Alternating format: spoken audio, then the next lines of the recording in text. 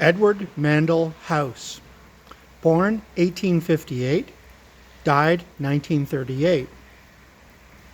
In 1913, Colonel Edward Mandell House helped to pick the charter members of the original Federal Reserve Board.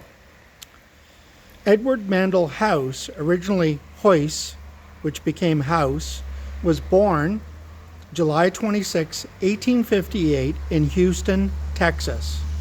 He became active in Texas politics and served as an advisor to President Woodrow Wilson, particularly in the area of foreign affairs.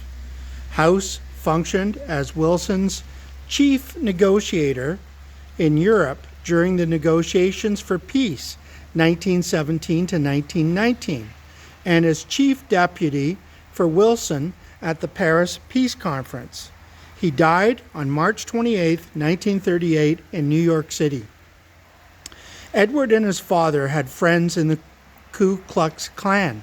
The Klan dispensed vigilante justice after the Civil War. In 1880, a new legitimate group was in charge of dispensing justice in Texas, the Texas Rangers. Many of the Texas Rangers were members of the Klan. Edward was the new master. Edward gained their loyalty by stroking their egos. Edward would use his money and influence to try and make them famous. Edward eventually inherited the Texas Ku Klux Klan. Edward Mandell House helped to make 4 men governor of Texas: James S. Hogg, 1892, Charles A. Culberson, 1894, Joseph D. Sayers, 1898, and S. W. T. Lanham, 1902. After the election, House acted as unofficial advisor to each of these governors. Hogg gave House the title colonel by promoting House to his staff. Edward wanted to control more than Texas. Edward wanted to control the country. Edward would do so by becoming a kingmaker instead of a king. Edward knew that if he could control 2 or 3 men in the Senate, 2 or 3 men in the House, and the president, he could effectively control the entire country. Edward would influence the candidate from behind the scenes. The people would perceive one man was representing them when in reality an entirely different man was in control. House didn't need to influence millions of people. He need only influence a handful of men. Edward would help establish a secret society in America that would operate in the same fashion: the Council on Foreign Relations, which still exists in New York City today and carries enormous influence. Edward Mandell House was instrumental in getting Woodrow Wilson elected as president. Wilson was a popular guy, charismatic, not very bright by all accounts, and but looked the part. Edward had the support of William Jennings Bryan and the financial backing of the House of Rockefeller's National City Bank. Edward became Wilson's closest unofficial advisor during his term as president. Edward Mandell House and some of his schoolmates were also members of Cecil Rhodes' Roundtable Group. The Roundtable Group, the backbone of the secret society, had 4 pet projects: a graduated income tax — remember, there was no income tax yet — a central bank — there was no central bank yet — creation of a central intelligence agency, and the League of Nations.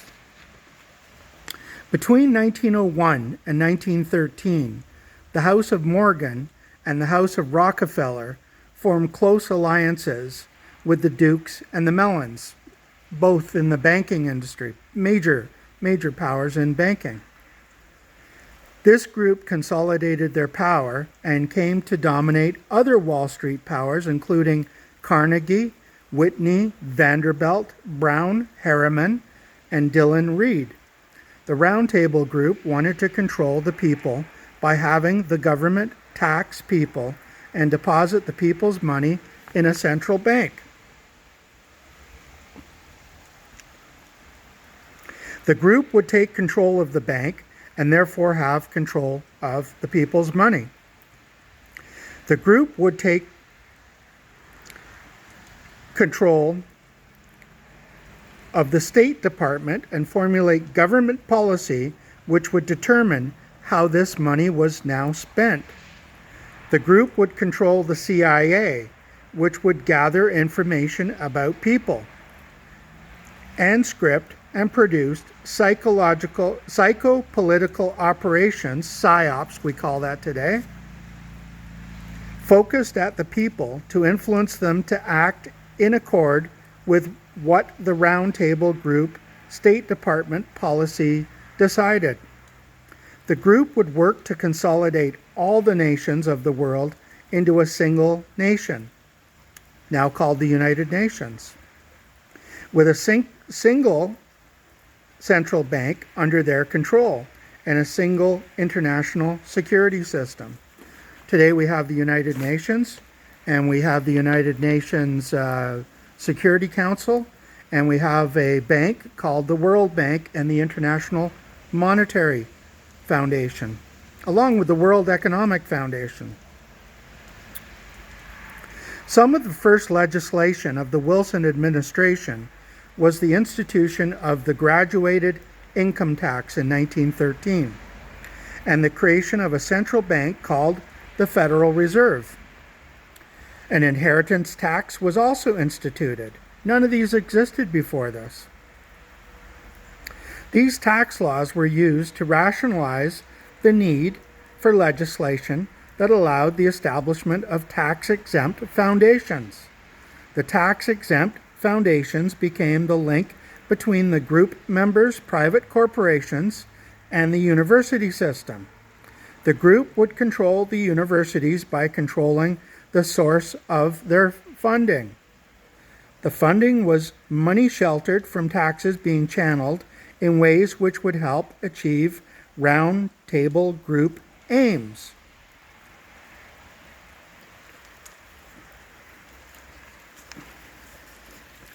Edward Mandell House had this to say in a private meeting with Woodrow Wilson.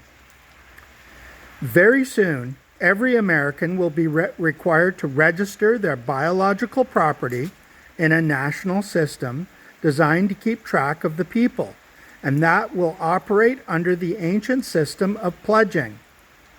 You can look up pledging, ancient system of pledging for yourself. By such methodology, we can compel people to submit to our agenda, which will effect our security as a chargeback for our fiat paper currency, money that's not backed by anything. Every American will be forced to register or suffer being unable to work and earn a living. In Canada here, we need a social insurance number, or we can't get a CRA account, and we can't open accounts with banks. They will be our chattel, and we will hold the security interest over them forever by operation of the law merchant under the scheme of secure transactions. Americans, by unknowingly or unwittingly delivering the bills of lading to us, will be rendered bankrupt and insolvent, forever to remain economic slaves through taxation. Secured by their pledges, they will be stripped of their rights and given a commercial value designed to make us a profit, and they will be none the wiser, for not one man in a million could ever figure out our plans, and if by accident one or two should figure it out, we will have in our arsenal plausible deniability. After all, this is the only logical way to fund government, by floating liens and debt to the registrants in the form of benefits and privileges. This will inevitably reap to us huge profits beyond our wildest expectations and leave every American a contributor to this fraud, which we will call social insurance. Without realizing it, every American will insure us for every loss we may incur, and in this manner, every American will unknowingly be our servant, however begrudgingly. The people will become helpless and without any hope for their redemption, and we will employ the high office of the president of our dummy corporation to foment this plot against America. What dummy corporation, you may ask? Well, United States of America is that corporation. The President of the United States of America currently is Donald J. Trump, and he is the president of a registered corporation in both Washington, D.C. and Delaware called United States of America. He's a figurehead, as most presidents are. They can be hired and fired. And the people believe they vote for the president. They vote for the people who are selected to be running for president, not so much the president himself. And he definitely, like all presidents, not just him, answers to the whims of the globalist bankers, the big banking cartels, the banks that banks themselves have to deal with, and of course nations. I hope you find this little video made in New Brunswick, Canada on a rainy day enlightening, and you can glean valuable information from it. And I used to look at Colonel House as a villainous figure for pulling this off on unsuspecting people. I don't look at it that way, because without Colonel House pulling this sleight of hand, this trick, we, myself included, would not have any means to access our public trust estate and benefit from that access. In fact, there would be no public trust estate if it wasn't for Colonel House. So I guess in a way, I need to be thanking him for this. And right now, I guess I consider myself to be one of those 1 in a million who figured out what's going on. Goodbye and God bless.